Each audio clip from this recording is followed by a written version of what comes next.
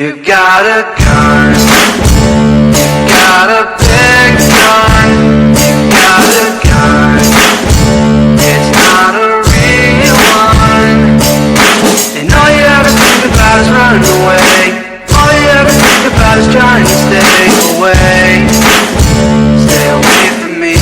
And welcome back to another episode of the LoudMouth MMA Podcast. I'm your host, Kyle Steele. This week we have ourselves another installment of MMA Yesterday. We've got a showdown. We do the showdown. We have arrived to UFC 14. I feel like we should wait a little longer to do what I want to do right now, but I'm going to do it anyway. Can we? What's that? Let's do kind of a quick look back. Where are we now compared to UFC 1? Man, we're 14 events in. Well, It's more been than around. that, technically. A couple Ultimates. So we're 14, 16, I think. Yeah, we're 14 numbered events plus 2 Ultimates. Yep. Nothing else. And then we're, what? This is 97? So Yep. we're about 4 years in? Yep. Okay. So 4 years, Significant 16 growth events. already. Kind of where are we at right now? Wrestlers are making themselves well Seriously. known in the fight community. Especially here. Yeah. It started with Coleman, really. Yeah. And it is just, steam is getting picked up. It Which is weird. started with Dan Severn, kind of, technically. did, But yeah, Mark Coleman is a way better version. I thought Mark Kerr gave, was it Severn? Is Yeah. that who he gave it on? He was talking about him? Yeah. I thought he gave such an astute kind of analysis of that. Yeah. We basically said, Severn's a wrestler too, but he's always looking to try to get back up, and it cost him. He goes, I'm not going to make that mistake, and we'll talk about him on this card. Mark Kerr was awesome. But I'm excited to talk about him because I really don't know anything about him, honestly. Lot to learn. Yeah, I really Lot don't to know learn. anything about him, and I probably knew more about Maurice Smith than I did Mark Kerr, to be honest with you. There's an excellent documentary out there about him called The Smashing Machine that I recommend everybody that's a fan of fighting watch. Okay, I will definitely, and dude, I'll watch it with you. You and I need to we hang should out and watch watch it. it. We'll Yeah. watch it during the week sometime. That'd be amazing. Yeah, man, I would love to watch it. And we also need to watch the Gracie one. Oh yeah, Choke, the Hicks and Gracie documentary. Okay, we need to watch that that's one. Incredible. I watched Notorious. You did too. Yeah, I saw that one. And even if you're not a fan of Conor McGregor, I think you should still watch it. Well, it's a great It's documentary. a really good documentary. It's extremely well done. I think it gives you some insight into kind of who the real Conor McGregor is. I mean, I think it's pretty clear that it's a persona, right?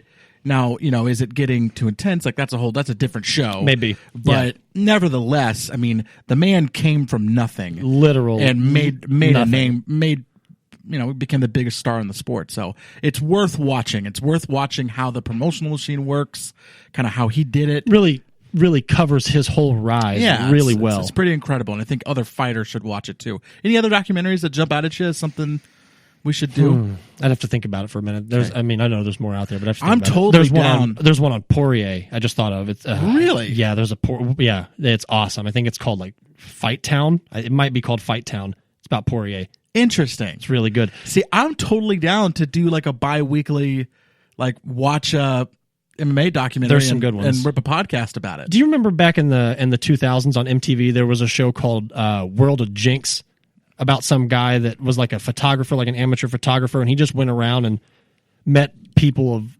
different.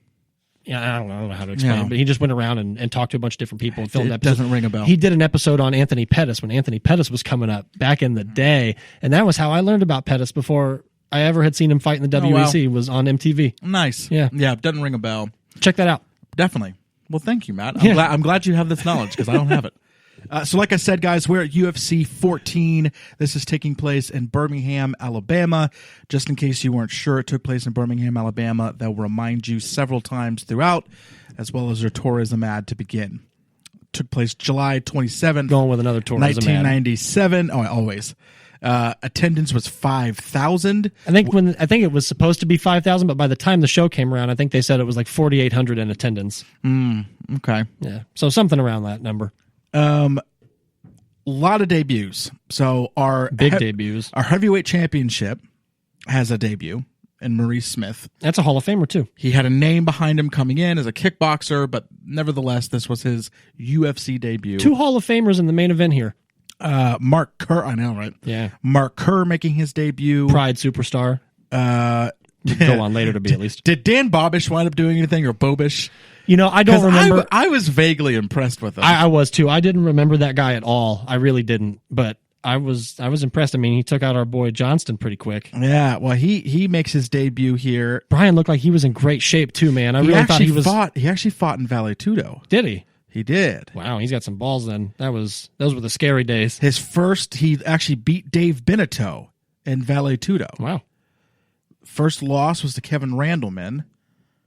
He actually fought quite a bit. He fought 5 fights in Vale Tudo. He fought Joe Charles in World Fighting Federation in Birmingham, Alabama, actually, of all things. And then come UFC 14. And he winds up being a champion in King of the Cage. Huh.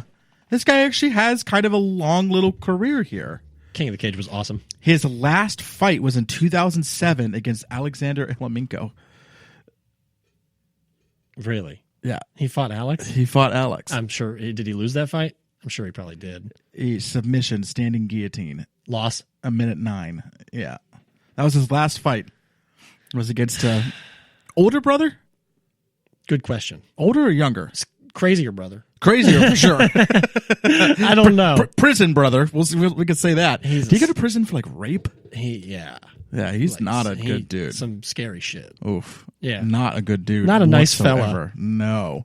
But anyway, that's Bobish's last fight. I literally think they were saying Bobish. It looks like Bobish, and Bobish sounds better, but I'm like 95% sure that they were saying Bobish the whole time. I think so. So I think that's what it is. I would change my name. Bobish. Bobish. But anyway, so he makes his debut, and I was kind of impressed with him, actually. He looked like a fucking tank. And then the big one, too, Kevin Jackson, which is a guy I had never heard of. He's a monster. I knew nothing about this guy whatsoever. I knew very, very little. Let me go into his thing. He made his MMA debut for Extreme Fighting 4 in Des Moines, Iowa, where he gets a win. He then fights twice at UFC 14. Would then fight once at UFC Japan, once at UFC 16, and then that's his last UFC fight. UFC Japan is crazy. He gets Fight of the Year at UFC 16. Wow. And then he fights one more time against Sam Atkins, who I think was a boxer. Who's that Fight of the Year against? Jerry Bolander at UFC 16. Our boy Bolander. And then Extreme Challenge 18 is where he has his final fight. Never fights again. What year was that last fight? 1998. He only fought from March 28th, 97 to May 15th of 98. Had a year-long career. And in that, he becomes the middleweight tournament winner and gets a Fight of the Year honors. Hell of a guy. Wow.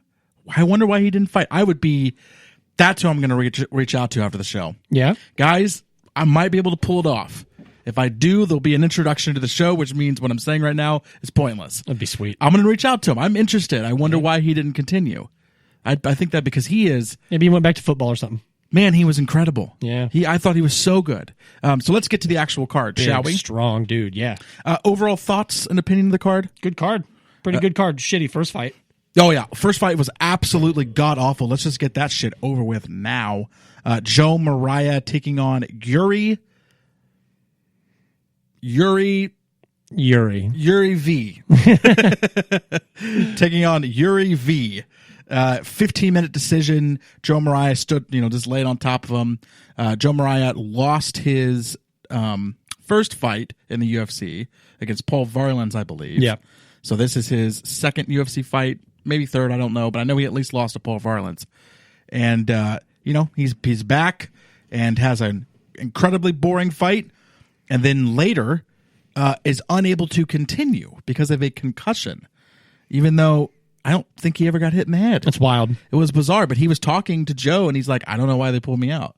That's weird. Yeah. I wonder what the story, like what the actual Then story they is there. put Tony Frickland in instead. Yeah, they put Tony Frickland in instead. So we Tony- got a chance to watch the alternate bout, which I'm excited to talk. Did you watch the alternate bout? I did. Yeah, that's funny. Have you ever seen Anderson Silva versus Tony Frickland? No. Oh yeah, that's one to check out. Oh no. Anderson Poor Silva, Tony Frickland. Anderson Silva had talked about it before going into the fight, that he was like really inspired at the time by one of these two movies. I can't remember, but it's either Crouching Tiger, Hidden Dragon or Ong Bak.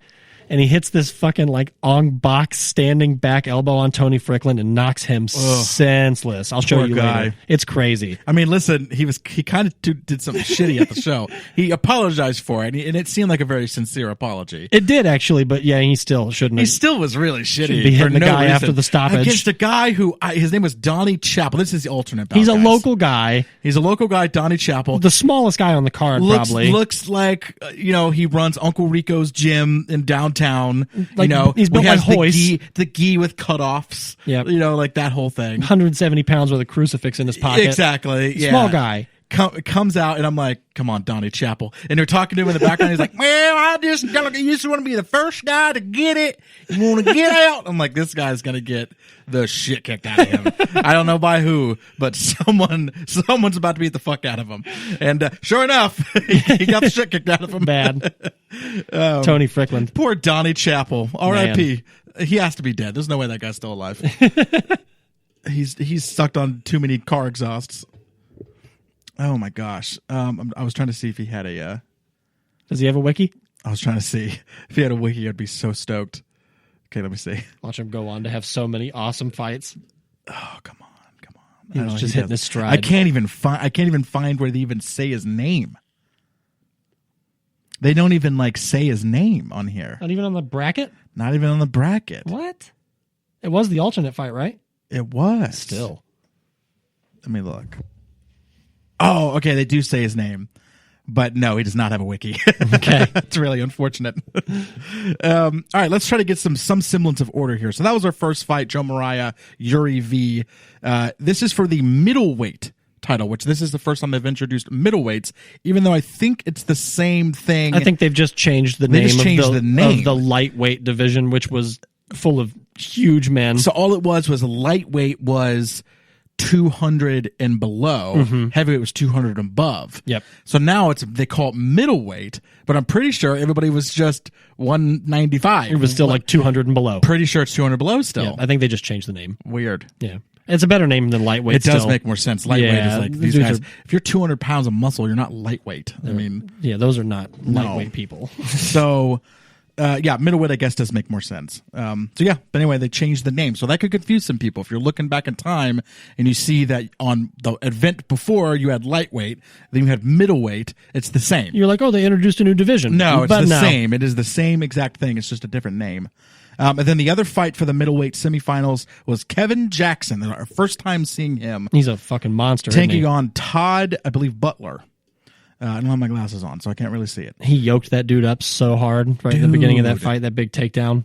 I was as soon as he stepped in, I'm like, holy shit, that guy's legit. What is it about scary dudes named Jackson that just take you down and slam you on your head?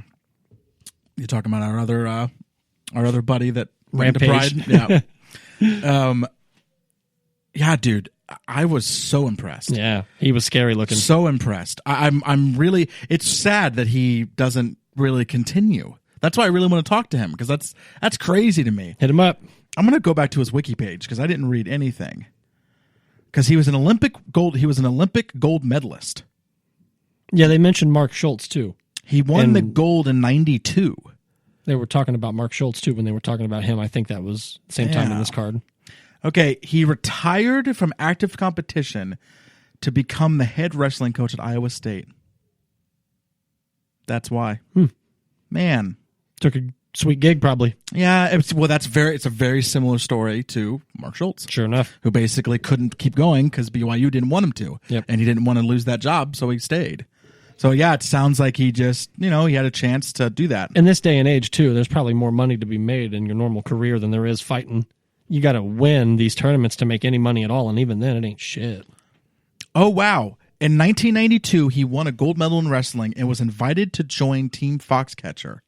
but was let go the next year when John DuPont started getting paranoid delusions and did not want anything black in his estate, from cars to horses to people. Wow. Whoa. So Kevin Jackson was a part of Team Foxcatcher, but got kicked out because he was black, but not because the guy was racist, because he was having paranoid delusions and did not want black things around. Wait. Is this because I'm black? Yeah. Yes, Yeah, it is. but not for the reason that you think. What a weird I don't story. want a black cat either. It has nothing to do with race. That's so wild. dude. Wow. What a weird thing. Soon after, Jackson won 2 Pan American Game titles and was a member of World Championship teams for the United States in both 93 and 95. He won 3 U.S. national titles and placed second 5 times. Jackson also became the first American to win the prestigious Takiti Cup in Tehran, Iran. During his post-collegiate competitive career, Jackson also assisted with the Cyclone Wrestling. So basically, he's a legit wrestler. What's the over-under? I mean, seriously legit. What's the over-under that black thing was about superstition and wasn't really just closet racism? I don't think it was. No. I think that it was. No, I think it. John DuPont went on to murder someone. So seriously, he murdered Mark Schultz's brother. So that doesn't surprise me at all. It's weird. He was having paranoid delusions. He didn't want a black horse, didn't want black cars, didn't want a black guy. Anything that was black or something. Even though there's a difference between the color of a black car and the color of a black man. What do you do when it becomes night? I don't, right? Everything's black. No black skies. Yeah, everything's black at night. That's weird. I can't don't wrap my think brain it was around like it. racism, although it could very well have been. But it sounds like dude was out of his mind. And if he's out of his mind, he probably had no problem admitting he was a racist. Exactly. If he was. So who the hell knows? So it must have just been insanity. Wow, I did not know that story. That's wild. That's man. really cool. I'm glad I went back to the wiki. We're learning together. That's crazy, man. But anyway, Kevin Jackson's super legit. We don't really need to describe the fight to you too much. It lasted for a minute and a half, and Kevin Jackson looked like a fucking monster. Yeah, just monster. And it looked like he was fighting a guy that had no business doing anything, and he looked perfectly fine. Slammed him and just had no beat the business, shit out of man. him. Dude was incredible. Our heavyweight fights began with Mark Kerr and Modi Horenstein was his name. Was it Mashi? What were they calling him? I don't remember now. Anyway, it doesn't really The matter. smashing machine because matters. again, Mark Kerr, who trains with Coleman, Yeah, at the Hammer House. he's Hammer House, making his debut here. Now, what had he done prior to coming into the UFC? And by the way, because we like to talk about physique on this I know. on this we show, do love talking physique. We do. Let me talk some physique. he might be the only guy bigger than and Coleman? more yoked than Mark Coleman. Holy shit! Still think Coleman edges him out, And I still think, but it's close. and I still think Leninger from the last card has the bigger neck. That I'll give you. But holy shit, that physique, I'm gonna say Coleman edges him out, but it's real close. dude! When he was flexing Real at the end close. of the fight and all those veins were sticking out, I was like, "Good lord, you're on so many steroids, Mark." Yeah, Which I mean, it's well known too. If Mark you've seen and his Mark. documentary, yeah. Mark and a Mark, man. He fought Valutudo a couple times before coming into the UFC. This again was his debut, and boy, did he look good. Boy, oh boy, did he look good. he's a legend. My lord. He doesn't lose until 2000. Jesus. Seriously, he goes on a 11-0 streak. Does that include his trip to Pride? It's Valutudo, that's UFC, and that's Pride. Wow. He has a no contest. He didn't lose in 3 different countries. Yeah, he has a no contest. I was trying to see the reason for it. Was illegal knees, but I couldn't. I don't know who it happened to. I don't know who did what. But yeah, he winds up losing in the Pride Grand Prix 2000 finals. It's his first loss. That was a hell of a time. Yeah. And I'm pretty sure Mark Coleman won the 2000 Grand Prix. Go check that real quick. Absolutely. I think that was the Grand Prix that Mark won. I don't know if Mark won, but he is definitely in the finals. Then he won. Who'd he fight? He did win. Yep. He fought the guy that had the illegal knee fight with what's his face. He freaks out after he wins the fight, and he tries to jump up on the top rope of the Pride ring, and he falls off. That's Yeah, true. he falls off all the way to the floor, like That's down to the bottom of the fantastic. ring. That's fantastic. Let me go back to UFC 14 now. It's hard to stay focused on this stuff. Too much stuff, man. So much stuff because now we're getting into like there's a lot more connections now. The glory days are coming. It's hard to stay like mono focused. There's so much stuff that's happening. And we here. can't just talk about the fights anymore. No. These dudes are legends now.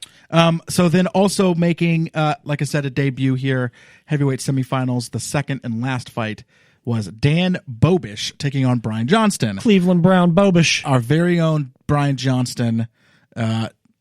I thought he was going to Hulk smash Hulk. Friend of the podcast. He looked good. He looked like he was in good Seriously? shape. Like I thought Johnston could pull it off. That recently bleached hair with that with that silver hoop earring. Almost didn't even recognize him. Just looking good. Looking straight 90s. And he's going against a guy across from him that, he had muscle clearly. A big, but also big looked guy. like he was just a fat dude. Kind of built more like Tank, but even more muscular. The size of his legs were as big as my He was definitely more fucking muscular for chest. sure, and the traps were bigger than you think Tank had. He's a football player. He was a football player. Yeah. So he basically had made the short list for the Cleveland Browns. I wonder- And this is when the Cleveland Browns didn't suck, first of all. I wonder For if anybody this is the that's- first football player to transition.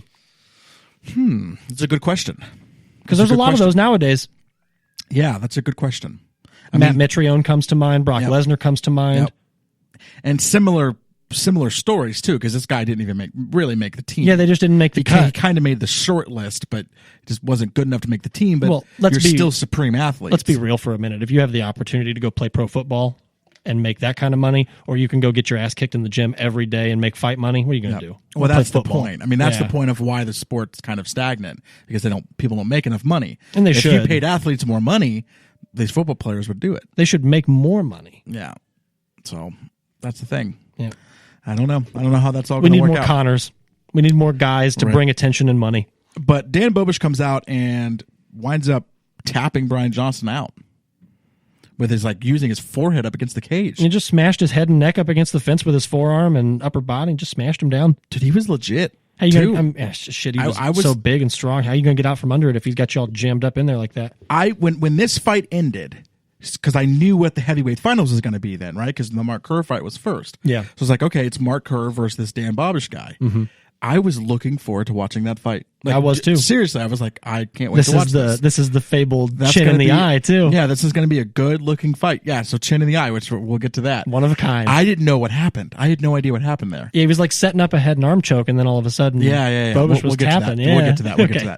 that. So I was like, all right, I'm really looking forward to this fight. So our middleweight semifinals is supposed to be Joe Mariah, who we talked about was in that boring ass fight, taking on Kevin Jackson, who was awesome.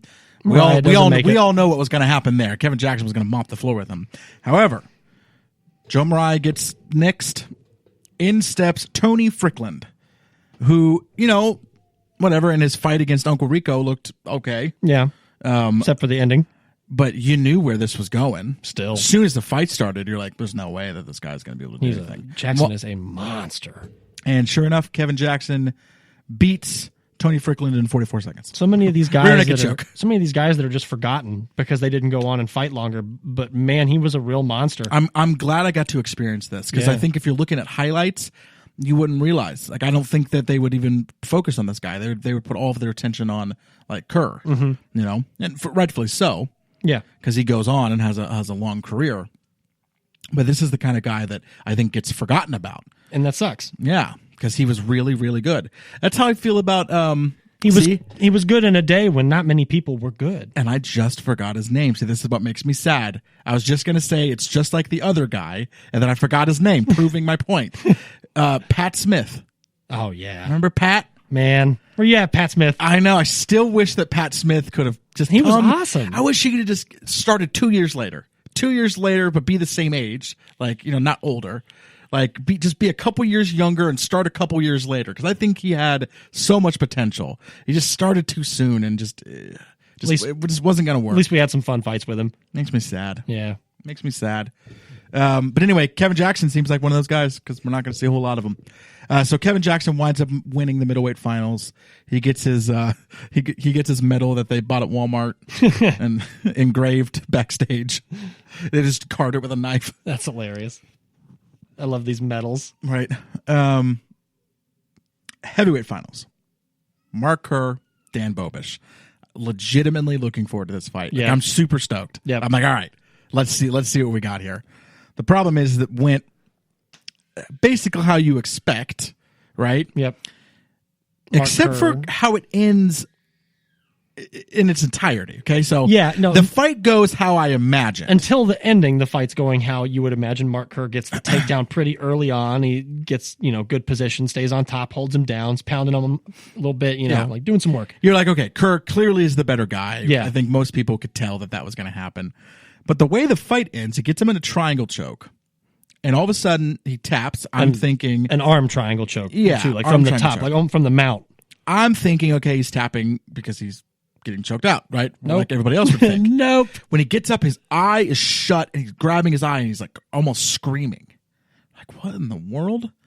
Come to find out that Mark Kerr was digging his chin into Dan Bobish's eye as he was cinching up the arm and triangle choke. That's so nasty. Dude. So nasty. I love it. What a man. I love these old days, man. I love them. That's how you win. Yeah. Whatever. It's like this brutal. Whatever it takes. I mean, he's lucky he didn't hurt him. Well, they didn't tell him he couldn't do it. Seriously. That was the thing. I remember talking, I don't know if you listened to, who was it that I was talking to? Oh, it was Schultz, Mark Schultz.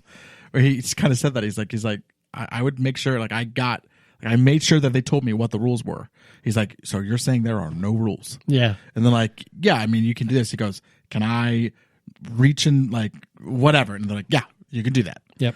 He double checked a whole bunch of stuff. He's like, can I grab their nuts? You know what I mean? Like, okay, just want to make sure. Yep. Whatever it takes. Whatever it takes. Do what you got to do. So I think the right guys won, man. I think the quote middleweights. I think Kevin Jackson was clearly the best fighter that night. I agree. And Mark Kerr winning heavyweight, clearly the best fighter there. So that's good to see, right? When you see the right guys win. Yeah, you know what I mean? No weird flukes. No, the right guys won. That's what matters. Only one alternate, and he wasn't probably going to pull it off anyway. No, and if Kevin Jackson would have fought Joe Mariah, I think he would have beat him worse. Yeah, I mean seriously, probably, which would have been hard to do because that Tony Strickland dude got smashed out pretty quickly. Yeah. So let's move on to our super fight. Our super main fight event is between Maurice Smith and Mark Coleman. Maurice Smith again making his debut, Hall of Famer versus coming Hall in of Famer. with a gigantic name. Yep. Coming in with a gigantic name, and they were doing a lot to sell this fight. It's grappling versus striker, right? It's this guy's going to try to take me down. This guy's going to try to kick my face off. You know what I mean? And Maurice almost did kick his face off a couple times. True, Man. And the same thing that Mark almost submitted him a couple times. Oh yeah. At one point, Maurice rolled onto his back, and I was like, "There it is." Like, there it is. He's going to sink it in. Nope. Lights out. It's over. Barely. Maurice Smith, man, all heart, baby. All heart. Just and a kept getting hell of a gas tank on that guy. Yeah. Jesus Louise. That made all the difference in the world because Mark Coleman was just shot. That he's the most gassed anybody's been to date. I know. I've never seen it. I mean, he absolutely was just... He is beyond gassed. Was it adrenaline? Is it all the muscles? I think it's everything. It's just a combination. I think it's just everything. Because he was in a bad way. Bad way. And he spent the whole whole last 8 minutes of fight time with his hands on his knees. When they reset the fight, I was like, oh shit. I mean, he like couldn't even stand up. And then he kept putting his hands on his knees. He's bending over. I truly feel like Maurice let him live. I don't know. But I don't know if Maurice was any better off because it's tough being on the bottom. If he you think looked it's tough better being on off, top, man. Oh, clearly. But I'm saying even he, I think, was really out of it. Mm-hmm. I mean, at the end of the day, I think he was because listen, why would he not have gone in for the kill? That wouldn't make any sense. I mean, I feel like he did try a couple times, threw a couple head kicks. But the fact that he wasn't able to do it, he almost landed that one. He caught Mark with the toes when Mark was standing up, and they stopped the fight because it was illegal. Yeah, and that didn't look very illegal to me. I don't know, man. Like the hand was coming up right at the same time. I think it's pretty close. I don't know if it would have mattered anyway. Yeah. It looked like he was still on his way up and he didn't get off. Mark Coleman's going to get head kicked in the near future. Bad. I'm so sad. Yeah. It was sad seeing Mark Coleman lose here. Yeah. At least I thought he I mean, he was winning the fight for 10 minutes. At least we know that basically. Mark is going to go on to just do incredible things. Lots more stuff. Yeah. It was just really sad to see him lose here. Mm-hmm. He seemed invincible. And he only lost because he just didn't have the gas in the tank. It's like when you find out your dad is not like the superhero that you thought he was. You watch your dad get beat up at the park or something. Or something, you're just like, you know what I mean? Like, it's like almost how it felt. Like my dad, like growing up, was like that. Like it's dark, and we lived in a park house. That's how I always felt when Rich Franklin lost. You had to go out to get to our basement, and like he'd like lights would go out, and you'd actually go into this. It was one of those basements that real low. You've seen my dad too. He's 6'5". It's real low ceilings, and it's like a cellar basement basically. And again, we're out in a park. It's out in the middle of nowhere, right? Because we literally grew up in a park house, and so like my dad would just go out there, and I'm like 8 years old, being like, dude. Like monsters. Like, what are you talking about? Like, what are you doing right now? There's monsters down And that there. thing's super creepy down there. But anyway, it really does look like the basement in Blair Witch Project. Like, seriously. That's awesome. I didn't realize it until after because I had moved away by the time I'd seen the movie. But anyway, it's like when you realize that, like, and then you, like, see that, like, as you grow up, you're like, oh, like, I do that shit now, too. And I'm a pussy. So, you know what I mean? It's just like, it's not that. It's like seeing this, it's like, man, this is really sad. It sucked. Super sad to see Mark Coleman fall. He'll come back. But I thought again, he's beaten that ass for a while. Oh, yeah. 15 minutes. He has beaten that ass for a while. Holding him down and beating his ass. Yeah.